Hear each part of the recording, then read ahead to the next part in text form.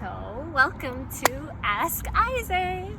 So, I'm going to start out with explaining what inspired me to even make this separate page. And it's the fact that my inbox is full of 5,000 messages, and they're all questions from people. Life-related questions, relationship-related questions. So, I guess to pass the time, since I do love to talk, I made a whole separate page for you guys. So now feel free to ask away and I'll answer everything you guys have to ask me. And if you want it to be kept anonymous, of course, just message me and I'll make sure that, I don't mention your name or go into detail with your situation. But yeah, we'll start. Yeah, so there are two questions. They're both kind of similar. So they're asking, how do you deal with a toxic relationship? How do I deal with a toxic relationship? This is a really good question. And I would know, of course. No, I'm joking. Okay, but I think the first step to dealing with a toxic relationship is acknowledging that you're in one. So congratulations, you've already successfully passed the first step.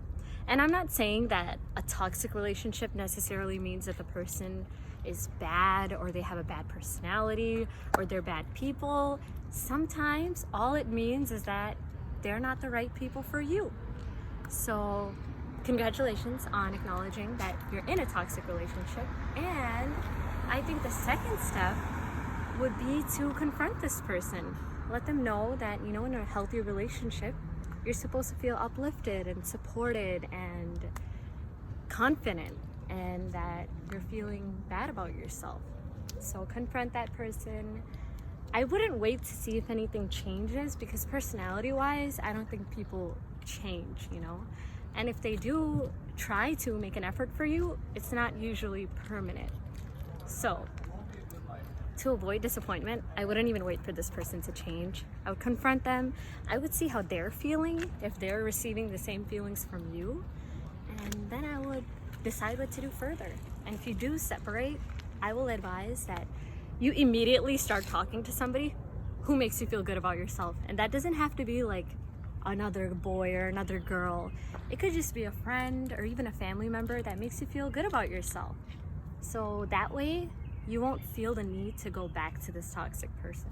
Because I think a lot of toxic relationships, both people are partially toxic for each other. It's not just all one person, And that's only because you two are not right for each other. So move on, find somebody who makes you feel good about yourself. And a lot of times you guys will go back to each other because you just miss each other, or maybe you're bored, or maybe you need somebody to talk to. Don't. You always have a family member. You always have a best friend. You always have somebody to turn to. Trust me, somebody cares. So I would just go to that person instead. And yeah, I guess that sums it up. My first question on Ask Isay. So guys, feel free to DM me and let me know about your thoughts and opinions in the comments. Of course, not everybody will agree with me. That's just my opinion. And feel free to ask me whatever you like. I'm ready to hear it. Bye.